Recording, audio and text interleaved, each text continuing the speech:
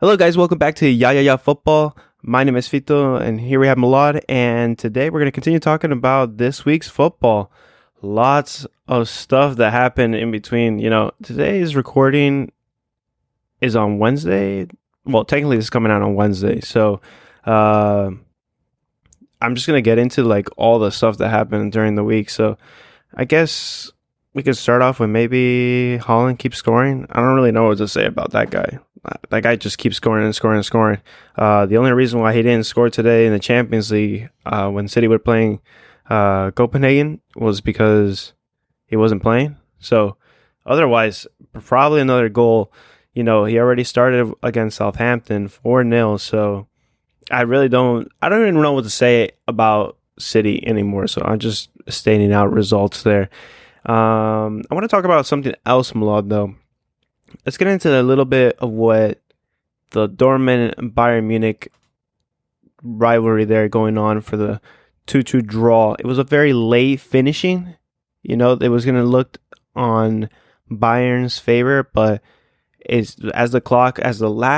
literally the last kick, almost you would say, it was produced by Dortmund. It was a cross in. They got to the header, and it turned into a draw.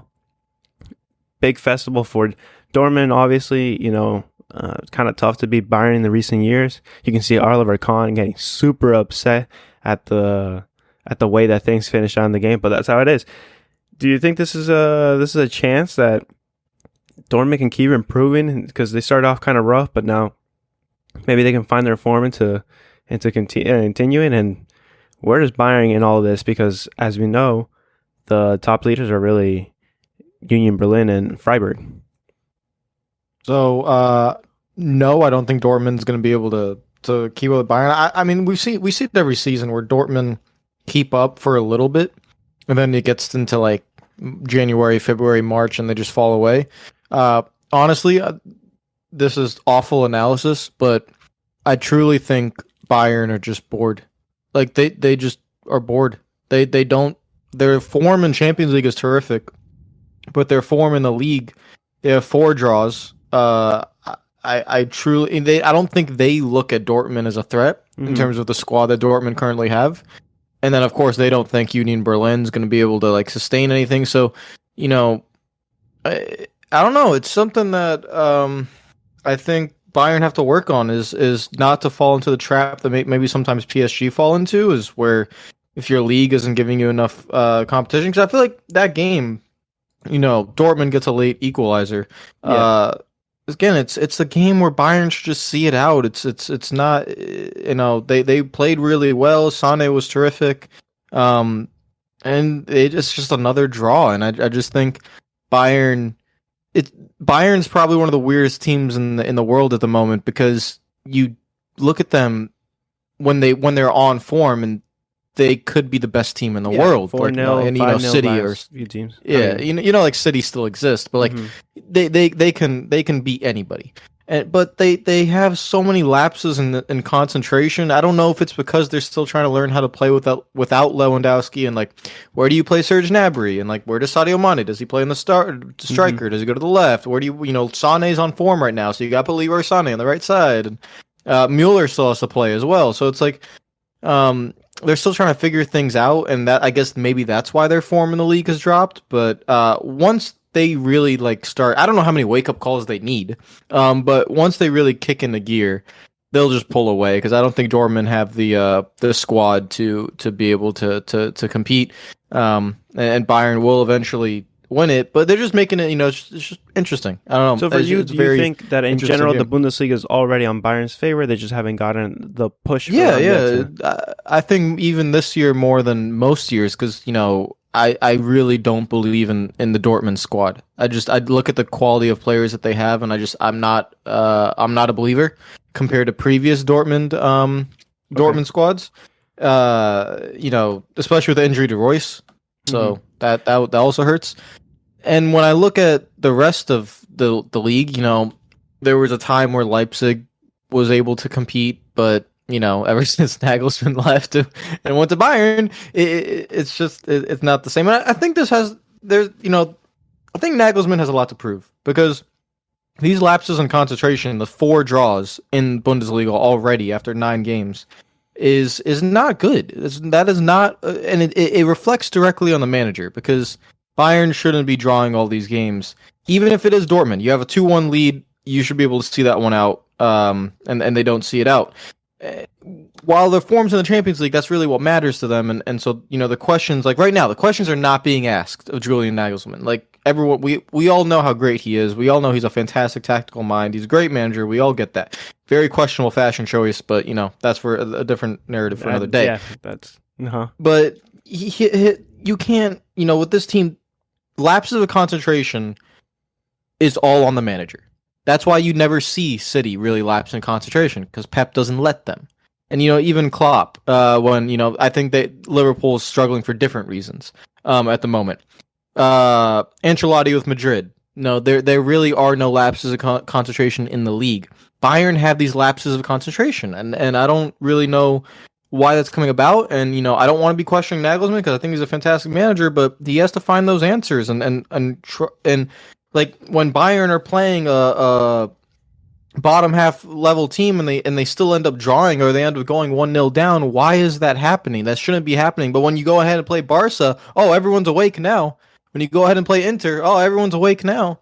It's just concentration. That's all it is. It's like they when in their domestic league they're just sleepwalking through it at the moment and they still think they can get away with it at the moment. They're 4 points off top, and they'll probably think, it's fine. It's just Union Berlin. We're still, ahead of Dortmund, but that's not the right mentality, and that will not help you in the Champions League either, because you can't be taking these games off when you then have to come up against Madrid and PSG and City and all them and think, oh, we could just turn it on. right. That's not how it works. I think you have somewhat of a interesting take because when you talk about concentration, I think it was Jose Mourinho talking about Pogba once, how his performance, for instance, in country versus club at the time, I think it was United, and how the idea here is that the player creates his mindset on the concentration of full when it's something important that he wants. Like, for instance, in the case of country, you want it, it's rooted all it in. It could be the same thing with players. For in this case, in club wise, the tournament does matter in the end.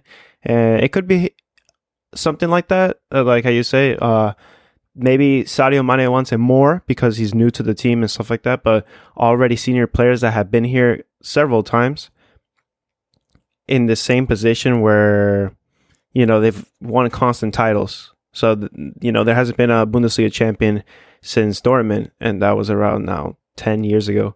So, to put out this display, it's kind of worrying to see on Bayern's part, but I think overall it's a good introduction to the Bundesliga, that there's competition in that aspect, but the same thing still is in question. How you're talking about it is, why is Bayern playing like this in domestically, but then when they play internationally, they have like a different. It's like a turn off. They goes from a cat to a lion, and it doesn't even make sense. Yeah, because that's the biggest difference. Is like it's not like they go to Champions League and they're scraping 2-1 wins. Yeah, that would they be are annihilating teams in domination in every way. They dominated Barca. So like, well, in the second half, first half Barca, to be fair, had a lot of chances. Second half they dominated. But yeah, like they have this switch that they could flick. Mm-hmm. And some of the best teams in all sports have this. I remember, different sport, but I remember when the Miami Heat had LeBron and everyone and there's an 82 game regular season, they'd get bored. They would just kind of like coast, and then whenever they wanted to flick the switch, they'd flick the switch because they have that kind of talent. And Bayern is at that level. Their squad is so superior to everyone in the Bundesliga that they just coast in second and third gear. And I'm sure Nagelsmann's probably like, guys, you guys, come on, wake up, let's go. But it's just nature. I think that's why the Prem is so strong, because you really can't take a game off since all the squads are so good. And the Bundesliga, it's a little bit more of a Bundesliga issue where the level of squad that Bayern have compared to everyone else, it causes that subconscious nature in their brains to just not push for that extra yard, not be at that focus for that precise pass. I need this pass to be right through there, and they just struggle a little bit. Yeah. Anyways, tomorrow in general, if Bayern win, I think they automatically qualify in their group, regardless of the result of what happens in Barcelona versus Inter. I believe that is the case. As for the next topic that I wanted to that I want to discuss a bit, I don't want to really go into the big teams this time. I want to go into something kind of in the mid-table that's rising up a little bit. Newcastle. Yeah, they played Brentford over the weekend. It was 5-1. I was watching a little bit of the NBC. There's our coverage here in the U.S. and Rebecca Lowe has a segment in their YouTube page for NBC Sports, and they do the lowdown where basically they ask her questions instead of her doing the interviews, just like we do here, and that type of aspect. And they asked her specifically about Newcastle being, what is their position? What's the sky limit for them? Is there a limit? Is there not? Is it what's the limit exactly for Newcastle at this point, considering how well they're performing? It almost seems like the team is really picking up the pace these last few weeks. I wanted to ask first to you, Milad, how do you see Newcastle currently? Because I think that's one of your interesting picks that you wanted to discuss about. Well, not really a surprise to you, but one of the things that you wanted, that you were thinking about how a club is excelling really at this point. Yeah, I think I picked them to challenge for European spots. Yeah. So were they sixth? They're sixth right That's now. not a surprise. Yeah, it's not a surprise. I think Bruno Guimaraes is a really talented midfielder. I think Isaacs is going to come to his own, but it's really everyone else. It's like Dan Burn at the back. It's Trippier being the captain. It's Nick Pope in goal. It's just a solid squad. Nothing special. Mm-hmm. Yeah, but that's where they have to be in this current process. They have to knock on those European places, try to get into the Conference League. When you get into the Conference League, you can attract a little bit more players because you have the wages that you can pay out, and then some more will come, and then you try to push a little bit farther, try to get Europa League, and so it's a process. You can't do what City did before. You can't do what Chelsea did before. It's a lot harder to do now. So they know what they have to do. The club knows what they have to do. I think the fan base knows what they have to do. So the club's in a very good shape. Nothing they do surprises me. Like I think if they get into the top four, that surprised me. I don't see that happening, but I expect them to be around that 6th to 7th spot, especially now that Brighton have lost Graham Potter. I think Brighton and Newcastle were kind of neck to neck when Brighton had Potter, but now that they won't have Potter, I think they will lose a little bit. Arsenal and Manchester City are the two best teams in the league by far in terms of expected goals. Third is Newcastle, so they're above Liverpool. Like from expected goals to expected goals against. So like the difference. Manchester City is 16 above. So like they are expected to score 16 more goals than what they are conceding. Arsenal are at 10, and Newcastle is at 7.7. So they're third in the league in terms of just like overall play. And so they're doing really well. I mean, they lost to Liverpool on a last minute craziness at Anfield. They drew with Manchester City, so they've put up really good efforts. Nothing surprises me. Like I expect them to be really, really good. So for you, Newcastle coming in the European spot is definitely more than a possibility. It's more like it might. Oh, that should be their goal. They should be disappointed if they don't get it. Okay, how do you see them that post at least 7th? Yeah, at least 7th. If they can get at least 7th, that will be a European spot. That should be their goal. If they get anything worse than that, I think they should be disappointed because I don't see, okay, you put maybe the big six. Is there anyone outside the big six that's as strong as Newcastle? I don't really see it. So, I mean, that should be where they're aiming.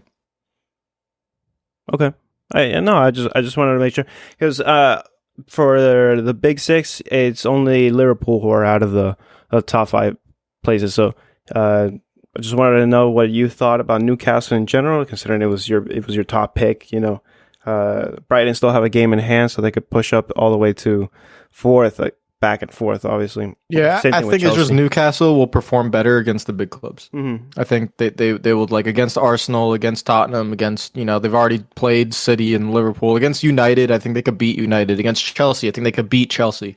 Right, right.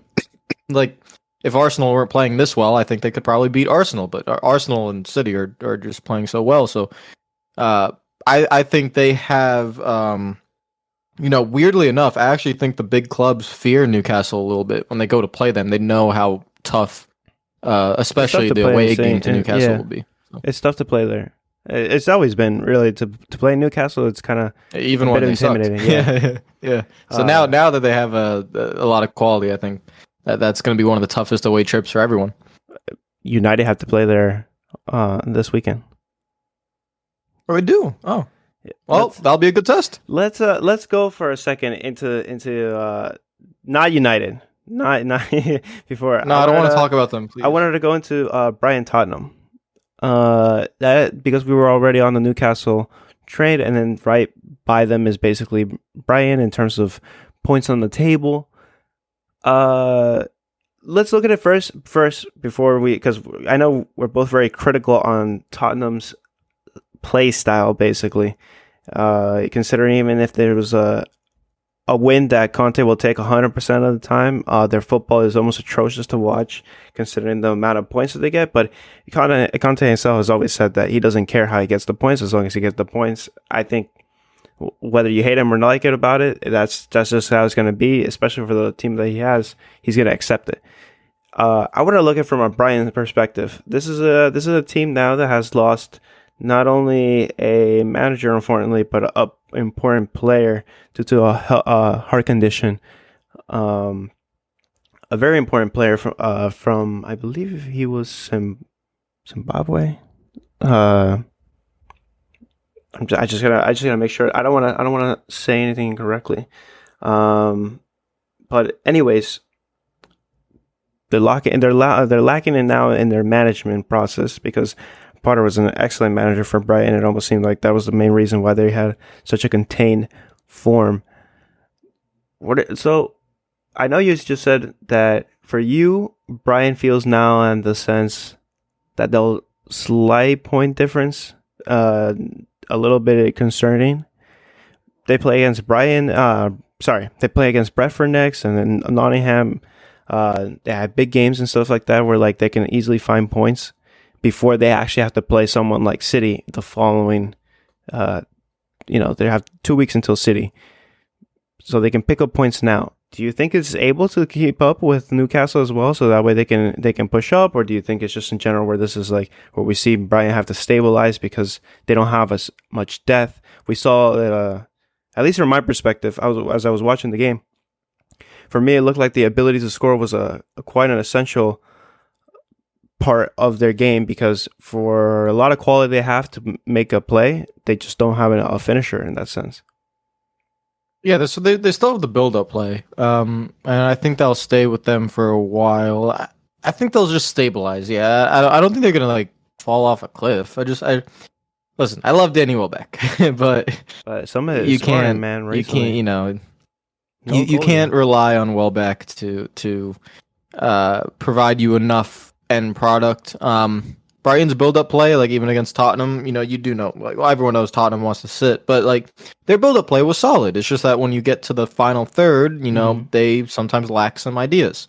And even Graham Potter had that problem when I think it was Yep. last season. There was like a stretch of 10 to 15 games where they just like They just draw, died out, draw, yeah. loss, draw, draw, draw. It's because they couldn't score. And that's what happens when they had Neil Mope playing up front. So that's what they've been struggling with. I think that's just going to continue. I think they will still play nice football and they'll want to build from the back and everything. But when I look to them and I look at Newcastle, I think fairly enough, Brighton. Listen, they should be so proud of like where they like. No one expected Brighton to be how good they have been the last few seasons and this season as well. So this is no knock on them. It's just that I think there's only so far they could go. And now the dip is going to kind of come. But for now, I think they'll be stable because they still know how to play that great football. They just need to find a way to get those goals which I think is going to be pretty tough for them. They do have a lot of solid players. Caicedo's very solid, and their wingers are very solid. Backline solid. I like their goalkeeper actually, very very solid goalkeeper as well. Sanchez, I think. So like, it's all fine. It's just Newcastle are just a little bit better now. They have that little bit better quality. They have Trippier. They have Bruno. They have Isaac. They have those. They still have Alan St. Maximin. They just have a more quality to them, and so that's why I have Newcastle above. And in terms of the game, played out exactly how I thought it would play out. And Tottenham, to be fair, Tottenham provides something different because now all the top teams, they want to play positive, proactive. Eric Ten Hag, Graham Potter, Arteta, Pep. Yeah, but they're all Conte here says, to "Fuck all that." play this proactive football, and Conte is like, no, no, no, no, no. We play counterattack, and Yeah, we it's play to different. win. So I don't mind it. I think as atrocious as their thing is to watch, sometimes it can make. Oh, the it's game awful. very I boring. watched the whole game. It's But horrible. Yeah. He gets the points. I mean, what else could you want as a manager? You're in the top 4 position. The only thing is, Mhm. I've been researching Tottenham fans and what they've been thinking is they really dislike this style of football. They are not think happy with the anyone style would. of football, but they are getting points and they Yeah, you understand get it. points. So it's not like It might be a grinding season for them this year. Yeah. Moving on to they another. have to win a trophy. We say that all the time. It's They not have gonna to win happen. a trophy. But we can just push it on to the next side where we go to West London, Chelsea. Now, ever since Potter came in, now because of what we're talking about earlier, this team has only drawn once. It was against Salzburg. It was his very first game. It was a Champions League game. And then after that, it was basically 2-1 Crystal Palace, and then clean sheets for the rest of the 3 games. The only real tough opponent that they really had to come to face was Milan. Obviously, it didn't prove that way. It was supposed to be quite a matchup for that group, Group E. So it didn't come exactly as Milan would have probably wanted it. Serie A champions and stuff. Does this actually show that the manager does take, in a sense, the difference? For instance, what I mean is the squad, for instance, relatively how before. You have Aubameyang, Raheem Sterling, Mason Mount. Even in defenders, when you have players like Silva, Reece James. I'm just trying to think of it on the top of my head. So yes, you put this all together, and before you kind of had a lack of goals. Now you're kind of like shifting towards more of you're finding some type of form. Do you think they're going to keep their form? Do you think they're going to slip off? They haven't had a real challenge yet. New manager bounce at the moment. Just a new manager bounce with a big club, big players, with a manager I really like. So I think it's just they're doing a good job. Do you think it worked out for them for getting Potter, or do you think he'll be successful? Yeah, it was a perfect choice. Yeah. I mean, I was never Tuchel's biggest fan, anyways. I know he won the Champions League, but I've just always been a little bit doubtful on Tuchel. But he won the Champions League, so I couldn't say anything. But then I was looking at Graham Potter for a while. I'm happy with my manager, so I was like, where's Graham Potter gonna go? I was worried he was gonna go to Spurs. I thought Graham Potter and Spurs was like a match made in heaven. Like Potter could really get something out of them. And then Chelsea was like, they saw it too, and they're just like, we got to get this guy. And they got him. I think it's so smart. If they fire the guy after 12 or 18 months, I swear in my life, I'll never give any hope to Chelsea Football Club ever again. Because I don't understand what other manager they would want. So if Todd Bowley in 18 months, if something goes wrong with Graham Potter, if they run out of form and he fires him, I give up. Because I don't know what other manager you want. He's English, come from literally the lowest level league you could possibly think of. I don't even know where he came from. It was so I don't even remember the team name of where he was. God damn, I don't know where it was. It was probably coaching next to an elementary school. That's how far down he was, and he came all the way up, rose all the way up. And he's just he's a terrific man to lead your club. So for all purposes, I hope they don't sack him anytime soon. If the form goes away, I think the form will go away, but not now. It's a new manager bounce. They're still learning. I think Potter still wants specific players to play his style. I don't, really think Aubameyang fits what he wants to use, but it's either Aubameyang or it's Broja, and Broja's not Mhm. really proven at Chelsea yet. So I think for now he's trying to get the best of what he has, and I think for Potter it's going to be the course of 12 to 18 months. Give him time and get. I mean, money's not going to be a problem, so get players that he wants to fit into a certain system, and see what he does from there. I think right now the goal for Chelsea should be top four and go in the Champions League as far as you can. Kind of like with everyone else's situation, you don't really see them challenging City, so I can't really say like you can go challenge for the league. I don't see that happening with Chelsea at the current moment. So they're kind of like I feel like they're gonna transition into this season for them is gonna be more like kind of like a vibes season. It's gonna be like a fun season. Have fun with it. Like play better football. Like there's no expectations on you. No one's telling Chelsea to like win the title. Like that's not really what. No one's even telling them to win the Champions League. They're not really. They're going under the radar at the moment. Yes. And so for the fan base, for them, for Potter, for the owners, just enjoy it. Learn. Get the new ownership. That we get a sporting director. How about we do that? That's still something that has to get done. Get a sporting director in. And start planning for the future. I think Chelsea could be very dangerous in a year or two time, like title winning dangerous, if they get it right. I don't know. It's a new owner, so I don't know what's going to happen. Right. So one last game that I wanted to really talk about. They also need a striker. Forgot about that. Well, Aubameyang's 34. So I mean, currently scored today. Took it. Well, I've it was seen it all technically before. Raheem's goal, but you could say he comes into Arsenal, he scores. He comes into Barca, he scores. He comes into Chelsea, he scores. It doesn't last. I've seen it before.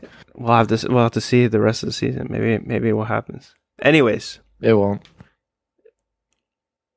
Arsenal Liverpool. I don't want to talk about it from an Arsenal perspective. I could care less because at this point, nope.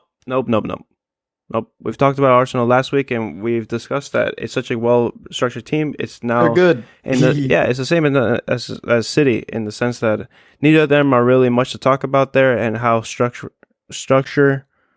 how it works. We won't talk about Arsenal, but we're going to talk about it from Liverpool's perspective.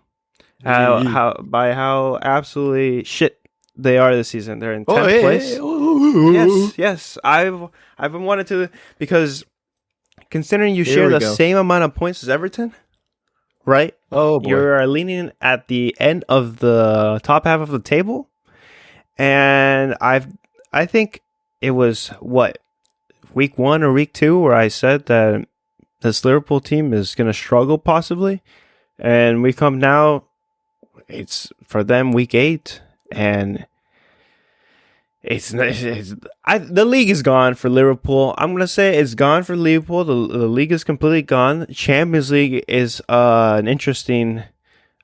They have work to do. They have work to do. I feel like they've had an easy matchup because they have to play Rangers.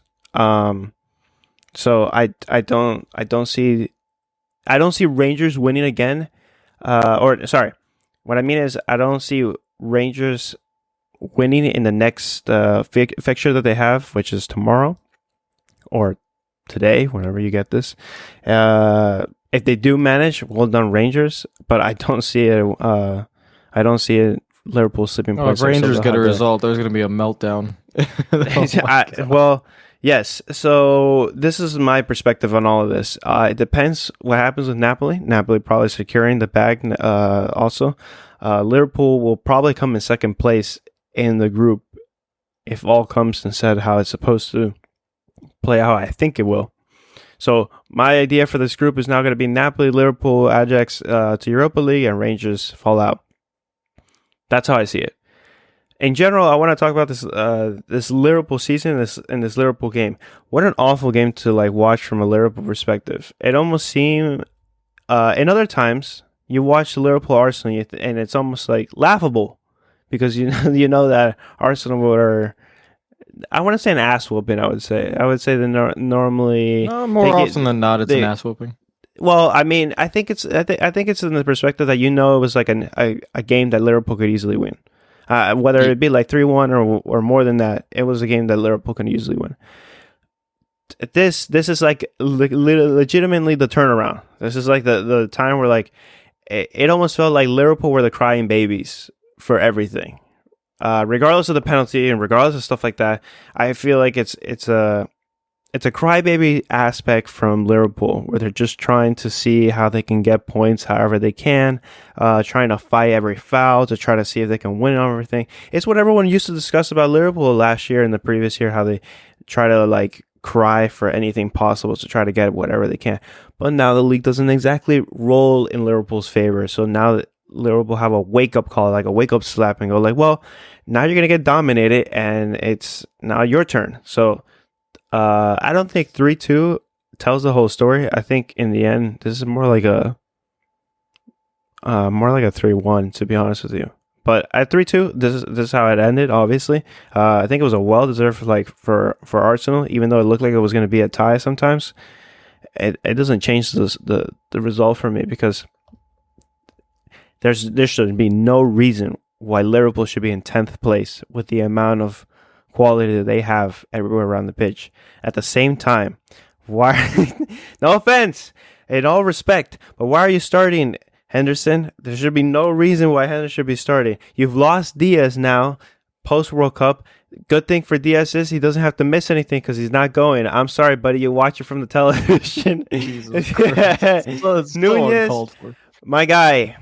It's fine to you, but I just feel like people were comparing like, Haaland, what's he gonna do? This is the reverse roles, you know. If we're talking about Nunez, Jesus, and like Haaland as the top 3 strikers in the league, based off like performance, I'm taking Haaland Harry first. Kane. No, I wouldn't say Harry Kane's like a 9 anymore. I would say he's like a playmaker 10. He has 8 goals in 9 games. But just because you have 10 goals doesn't make you just just a brain brute top scorer. Like for instance, how we talked about before privately, right? How Ronaldo is a 700 club goal scorer. By the way, congratulations! You know you scored 700 club goals. But he's not exactly just like he's not exactly just a striker. Anyways, whatever. Regardless how you want to put it, don't change the facts here. Nunez is not performing up to what the standard was supposed to be at Liverpool. Regardless of what Klopp can say all he wants in training that he does this and that, it doesn't mean anything. I can name you 5 players that do well in training, so I can name you 5 players who didn't do well in training. Aguero was one of them, and Aguero was an awful trainer. And guess what? He still scored the goals for City, which is what matters. No one sees what happens behind closed doors. Do we even have to say anything for Trent? I don't think so, right? Feel bad for the guy. I don't even know what to say to that. I think for instance I think it's starting to turn into a Harry Maguire situation, where like the media is affecting the players' confidence. Is Trent to that level of garbage? No, I think obviously because Trent has some quality. Maguire has absolutely no redeeming qualities. Absolutely not a single one.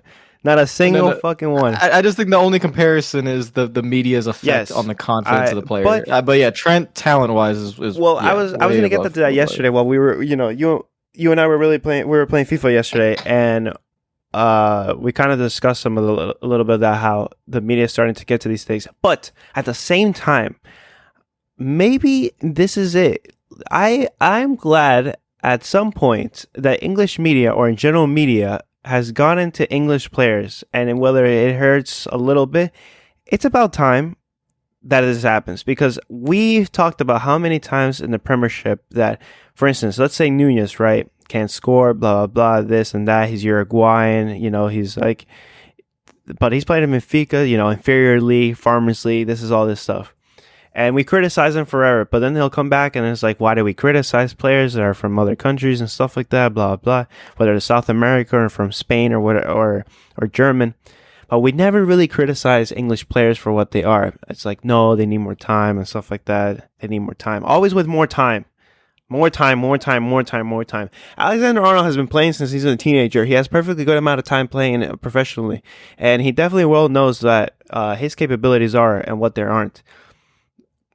My guy, you're just not a real like fullback in that sense. He's more like it's just in this system. He just can't play this position. I would say Trent's best position is when he is completely up the pitch, almost like a right midfielder. But since those type of roles have died down in the Premiership, where like instead of having midfielders in that sense, from left to, and right, you now have wing backs. The area part where defense is like it's missing. So, and I haven't even discussed Van Dijk. Who even is that guy? I feel bad because that's my favorite. That's my favorite center back in the Premiership, and he's looking like dog shit. He's looking like dog shit, man. He's like okay. I'm gonna try to provide some expert analysis before, yeah, because this is just my rant about Liverpool. I watch a lot of Liverpool games, a long time, like all the time. Liverpool was the team that started making me watch the Premiership. I don't support Liverpool. I just want to be clear by that. I don't support Liverpool at all. I watch, but there is always going to be this part that made me watch Premiership from Liverpool's perspective. So when this team started coming up, I think it's interesting to note that players like Van Dijk, who have been doing absolutely fantastic, and sometimes injuries can make your downfall. I just don't think it's just that. I think it's more than that, because there's a play that I think I discussed to you that the ball's coming up from the top. It's close to, they're already losing 3-2, but ball's coming in, and he's pointing at Alisson to come out. But Alisson is so far back, there's no way that he can come out. And he's not really looking at Alisson either, how his positioning is too far. He's just looking at, like, pointing and looking at the ball. So he's ball watching, doing both things. Man, what has happened? This is, like, supposed to be one of the, like, he came in second, I think, for Ballon d'Or. And he's just looking at his worst, and it's coming up close to World Cup season. I'm afraid that, like, when he comes up to... But then again, a country is different. But in club-wise, it's looking rough. And now that Diaz is also gone for weeks, how do you fix Liverpool at this point? We've talked about how, like, the injuries are going to happen, the mistakes, out of form. Since you want to provide such expert analysis, go for it. What do you think? I will provide you the problems, but I don't know if I can provide you the solutions. No, don't. But I now know. Provide me the problems. I now know what the problems are. Go for it. I've seen them play. I know it now. So I kept saying that I don't really understand, like, what is going on with Liverpool. Like, yeah, they could just be out of form. Some guys could be out of form. I've seen them, and I get it now. So last season they played more games than anything imaginable. Yes. And they got an FA Cup and they got a League Cup, and that's it. They didn't get the Premier. Give him a round of applause. He didn't get the Champions League. Didn't get the league. They got nothing. That took a mental toll. Bunch of teacups. And so when they lost, when they didn't get anything after all that, mentally they were fried at the end of the season. Whether they want to tell you that or not. Okay, so you're mentally fried. You come in, you lose Sadio Mane. Okay. Yes. It is what it is. You replace him with Luis Diaz and try to keep going, and then you have Nunez instead of Firmino. Firmino's getting a little bit older, not able to press as much. Okay. It all starts from the press. So when I was watching that Arsenal-Liverpool game, Arsenal were never getting pressed. Now, it might be like a tactical thing, like when Ramsdale would kick the ball long, like Arteta didn't really want to build from the back. But even when the ball was turned over, Liverpool had respect for Arsenal's build-up play, and they just did not press them. And when I actually went and looked back at other matches that Liverpool played this season, their press is just nowhere near. They're about 2, 3, 4 yards off on a press.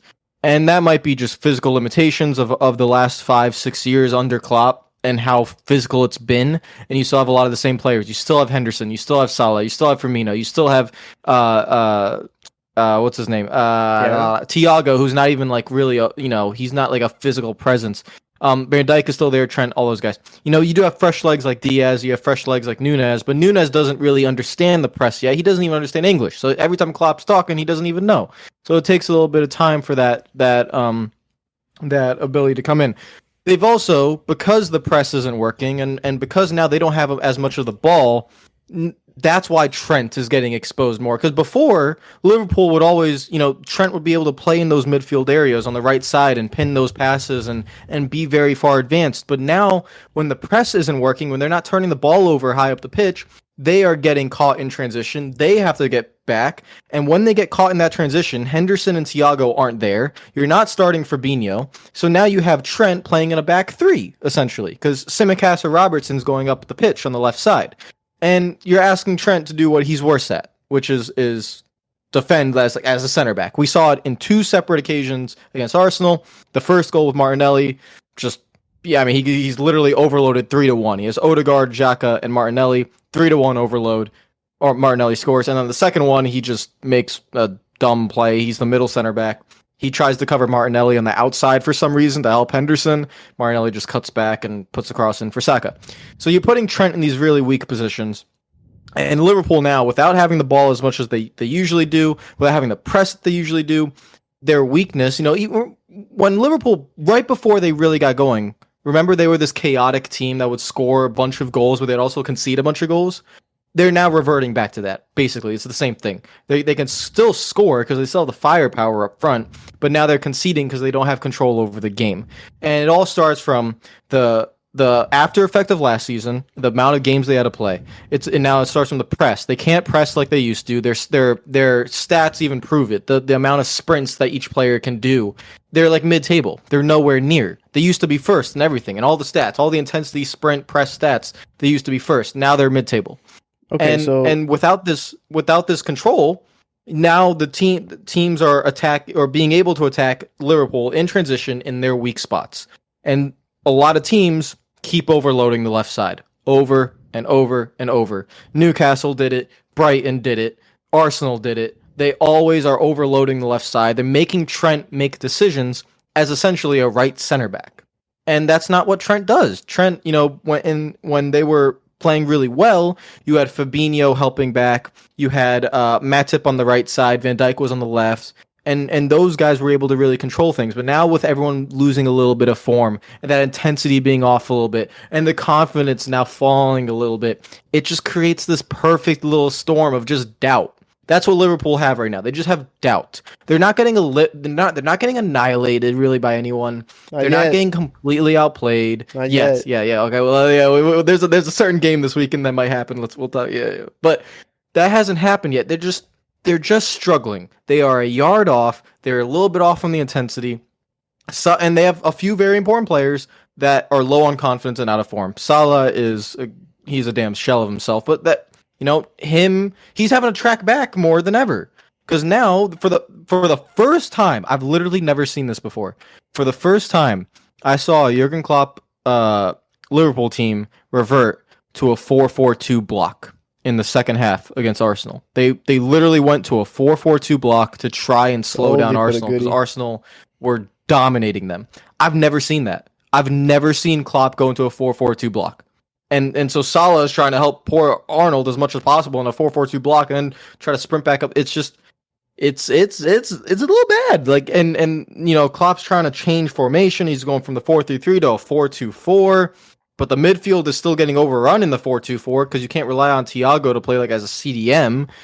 He doesn't trust Fabinho because apparently Fabinho's out of form and there might be some issues there. So it's a mess. And then you have all the injuries. You have Konate's been hurt the whole time. You have Matip's been injured here and there. I was going to read you this whole list.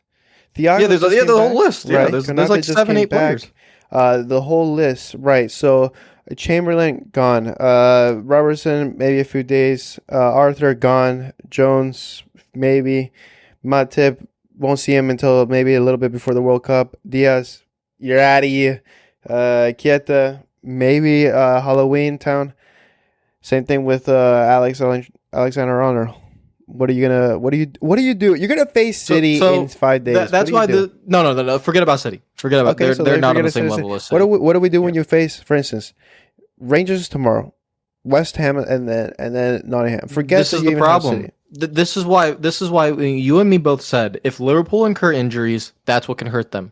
But what we didn't really think is how last season would affect them. So actually what's happening now is worse than what happened in the COVID season. In the COVID season, they lose their best center back for the whole season. They have no defenders. They're just trying to put Henderson at center back and just figure it out. That was a completely different issue. Yep. Now, you have Van Dijk. You have Henderson. You have Salah. There are other injuries to very important players. We get that. But you have the main players. Alisson, Van Dijk, Henderson, Salah, Firmino, Jota. They're all there. The spine of the team, basically. Fabinho's even still there as well. So the spine of the team is there. You still have Trent there as well. But that lack of intensity and the lack of press and the lack of, being able to now just be more intense than all your opposition, which is what Liverpool always best at, that's gone. Then you throw in the injuries as well. Then you throw in you have to play every single 3 days after playing 70-something games last season, and these guys are just burnt out. They're mentally burnt out. They're physically burnt out. The injuries are piling up. You won't be able to rotate anymore for the next month because, like you said, Diaz is out the whole time. Right. Yep. Arthur's out for 4 months. Matip's going to be out until November. Like it's all. You don't Trent's have probably. That's it. That's it. Like. They are going to struggle. I'm firing the fitness coach. I'm firing. What do I see blame for FSG, like Liverpool. No. When Liverpool were doing well, they were doing it on a profit. Like this is what they do. You remember when Arsenal used to be like heavy injury prone? You remember this? Yeah. That's just the same thing that's happening in this. Like there's too many, but it's also the same thing that we talked about. I just want to clear my mind out that we've talked about that Liverpool are genuinely bad, and it shouldn't be a surprise from us that we've talked about that they were going to struggle, not because they have bad players, because they just can't find a form and they have a lot of injuries. We expected them to struggle But if not the from injuries now, came. yeah. But when I was watching them this season, I couldn't understand what it really was. Like, why are they struggling? Now I do. Like, I see the trigger points as to what's happening and what's causing certain things to happen. And now Klopp and the coaching team are kind of like in a panic mode because they're like, well, do we just keep staying with the 4-3-3? Do we change formations? Do we change this? Do we change that? How do we get Alexander Arnold? To get, how do we protect him basically? And like all this stuff is happening, and it's all just a domino effect. That's it. From the first issues, which was the intensity has dropped, the press has dropped, and those two things, along with out of form players, has now caused all these problems. And it makes sense now. Like when I watch Liverpool, it makes sense. Can they bounce back? Of course. I think the World Cup break is going to be huge for them. They need a break. They need to just go away for a while, and Diaz will be fine, and Van Dijk will be there, but they'll be fine. And they don't. Gomez is they, right. They don't have a lot of players in the World Cup or in their squad that you expect to go deep into the World Cup, other than like Alisson and Firmino and Fabinho probably. But other than that, like Salah's not going, and Nunez with Uruguay. You don't expect like Uruguay to get to like that's fucked up. Semifinal. Well, you don't. Come on, Luis Suarez is like Jota how old is well? Suarez? No. Wait, you're not counting. You're not counting the Portuguese. Yeah, no, Portugal won't go that far. Wow. Okay, guys. They always disappoint. Come on. Van Dijk? Van Dijk could. The Dutch could. Yes. Like he could go. But I just think Liverpool desperately need that break, and then they come back, and like it'll feel like a new season, and they'll still be in Champions League hopefully if everything goes right. Maybe. And then they go from there. But until then, they're in trouble. All right, I don't. This is my idea. Just don't get beat 4-0 this weekend. That's the main goal at the moment. Don't get embarrassed. We switch it to a 4-4-2. We put Nunez and Salah as the two strikers. When Trent comes, this is like if you had a healthy team. Regardless if you have a healthy team, I'm changing it to 4-4-2. We're done. You want to play Trent at right midfield? I want to play him as right midfielder. We're playing Joe Gomez as a right back. Honestly, that's Konate as a center back. Maybe Van Dijk as well there. Depending on who is my left. See, the left side is not a concern because alternate. You have two options for left back. Diaz when he gets back. It's like you said. Let's just be honest. This is a much needed break. They can use the 4-2-4 formation they were doing because the 4-2-4 formation reverts to a 4-4-2. But you're right. Yes. Instead of playing Firmino and Nunez or Jota and Nunez, forget Firmino, forget Jota. Who cares? You need to get Mo Salah in form. And Yes, to get yes, Mo yes, Salah in yes, form, yes. he needs to be close to goal. I remember Klopp talking about this. Like, you have to keep Salah close to goal. Salah is just by the touchline the whole time. Mhm. Because you have three other attackers. You have Nunez, you have Jota, you have Firmino Right, who are all in trying to the push center it. of the pitch, and Salah is just isolated on the right. So get him close. You're right. Play him as a striker along with a striking partner, and then and get a little bit more defensive stability in your back line. I agree with it. Like, I think that's something they could try. You get Trent to be in the right midfield as well, and not have to worry about all the defensive stuff he has to do. The midfield won't change. Like, the midfield will still be the same, and the left side will still be strong. You know, of course, when Diaz comes back, and you still have Robertson and Tsimikas. And you know, when you're in possession, you have the 4-2-4. When you're out of possession, you have the 4-4-2. Yeah, yeah. I think they should give that a shot. We'll have to see Liverpool's games. We'll have to see what they decide. Last story, real quick, a real fire shot. We're making it less than under 5 minute story. Uh, this happened today, so I just wanted to talk about it because we always bring it up, but I think it's funny. Literally, everyone in the entire world lost their minds that Mbappe wants to leave because he's big madman. Uh, Guy is on trenches. He's this is I want to discuss two things. Blah blah blah. Mbappe, what yada yada yada wants to leave. Blah blah blah. That's one thing. Um, that doesn't change that Kylian is a fantastic player, one of the best goal scorers right now. One of the youngest best goal scorers. A generational difference. With him and Holland, just absolute chaos. Should sometimes we consider different the personal thoughts that get around with the media for players and not try to join them together as their actual play? For instance, sometimes you're still professional. So let's say right now in this game, Benfica versus PSG, they tied 1-1.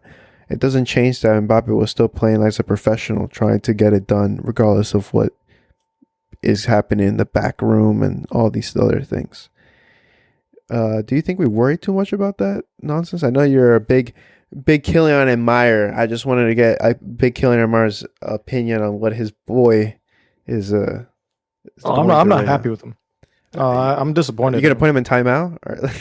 Yeah, I'm disappointed. I've been disappointed in him for a year or two. Yeah, now. yeah, I know. I don't know if it's his family it is his mom who's advising him, but the whole Mbappe family, he's part of it.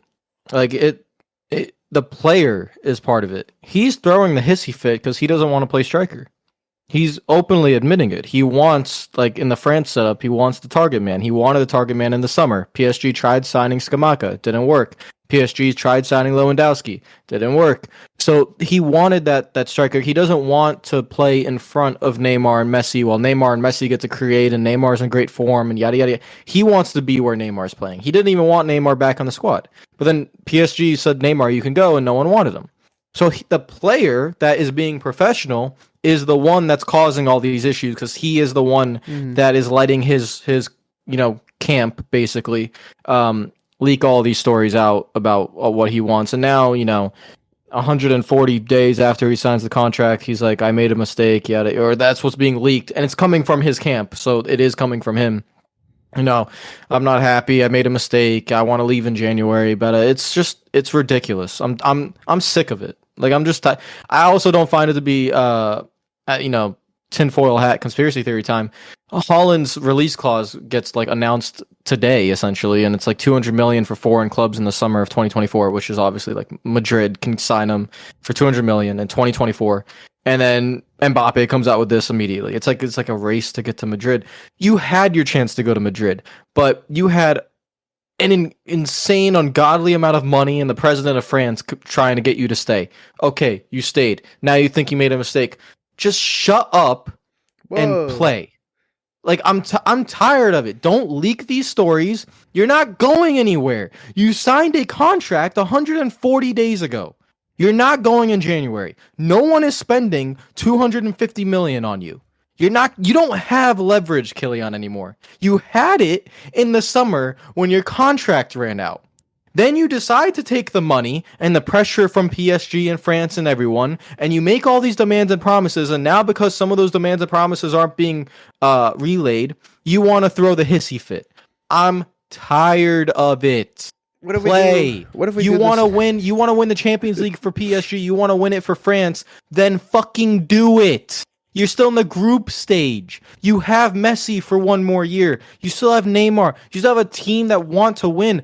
Stop putting all this nonsense out because it affects them too. Because all they hear about is Kylian this, Kylian that. No one fucking cares. How embarrassing. No one cares. You have Lionel Messi on your team. He doesn't Okay? care. He's a Ronaldo You're not fan. the superstar. He's a Ronaldo If he wanted fan. to be the superstar, he goes to Madrid. He didn't go to Madrid. Fucking deal with it. You can go to Madrid later. You can go to Madrid in the summer. You go to Madrid in 2024. Whatever the fuck you want. I'm tired of it. Play. You're one of the best players in the world. You're making ungodly amount of money. You're basically the CEO of an entire goddamn club. Play. That's it. I'm tired of him. He's really pissing me off because it's his camp that's doing this. It's his camp. It's his mother. It's his father. It's his friends around him. It's it's stupid. I'm tired of it. Rant's over. So do we stay or does he stay or? He has no leverage. He can't go anywhere. He's hostage. Come on. He's a prisoner Come at on. PSG. It's you could over. Dib. You could always dib. You could always. No, dib. you can't. These contracts Though he are can't like go. Look. I'm about to rip this paper. He can't. That's what a contract means in football. Madrid would have to pay over 200. Like right, so this is PSG what could you put do. a price tag of 300 million on him, and Madrid won't pay it because they can't pay it. They just spent 100 million on Tchouaméni. They're not going to do it. They're not going to, especially in January. Even Madrid, even the Madrid members are like, we don't think that's possible in January. In the summer, if they want to do it, 200 million, fine. And PSG, maybe he throws enough of a hissy fit, and PSG fall out of the Champions League again, he just goes crazy, and then maybe he could get the move in the summer. But it's still going to cost 200 million. So you're still leaving. Like he's not going to be able to get himself out for free. He had that opportunity. He had a once in a lifetime opportunity to go to Real Madrid on a free, and he didn't do it. Whatever the reasons are, he didn't do it. So now, because I don't want to hear any of it. I don't want to hear it. Okay, maybe a loan and then leave. For fuck's sake, PSG will not loan out Kylian Mbappe. This should be like FIFA career mode where you like request like transfer until the club says, "All right, fine, I'll let you leave." That's his only chance. Yeah, that's his only chance. Yeah. He goes one of two directions. He shuts up and he plays, or he throws hissy fit after hissy fit after hissy fit and story leak, and just try to break the will of PSG and Nasser Khalifi and everyone into selling him. That's the only chance he has. But if I was him, I mean, like, dude, go give it one more shot to win a Champions League. You will become the greatest French player of all time for PSG, like ever, if you go win them a Champions League. Even if Messi and Neymar are on your team and Messi's there and it's Messi, you will be the superstar, Kylian. If you can do it. Just you have one year, and then you could try every like leverage play under the sun during the summer to get your move to Madrid in the summer. But don't be putting out this nonsense, especially before a World Cup. Like, are you serious?